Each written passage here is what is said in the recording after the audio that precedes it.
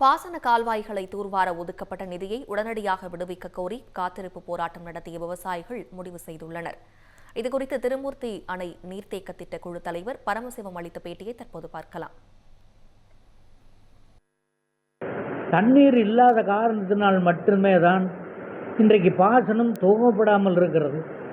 அதுவும் தூர்வாரி கொடுத்தால் மட்டுமே தான் அந்த தண்ணீரை கொண்டு செல்ல இயலும். ஆகவேதான் மாண்புமிகு வேளாண்மைத்துறை அமைச்சர் அவர்களுக்கும் மாண்புமிகு நிதி அமைச்சர் அவர்களுக்கும் பிஏபி பாசன விவசாயிகள் சார்பாக நாங்கள் வைக்கிற கோரிக்கை, இன்றைக்கே அந்த தொகையை விடுவிக்க வேண்டும் அல்லது அந்த பணிகளை உடனடியாக செய்து கொடுங்கள் என்று நீர்வளத்துறை அமைச்சர் அதிகாரிகளுக்கு உத்தரவிட வேண்டும். இவ்வாறு எங்களுக்கு ஒரு நல்ல செய்தி வரவில்லை என்று சொன்னால் திங்கட்கிழமை 31/8/2026 அன்று பிஏபி விவசாயிகள் அனைவரையும் திருப்பூர் மாவட்ட ஆட்சித்தலைவர் அலுவலகத்திற்கு அழைத்து சென்று அங்கே எங்களுடைய கோரிக்கை நிறைவேறும் வரை காத்திருப்பு போராட்டத்தை தொடர்வது என்று நாங்கள் இங்கே முடிவு செய்திருக்கிறோம்.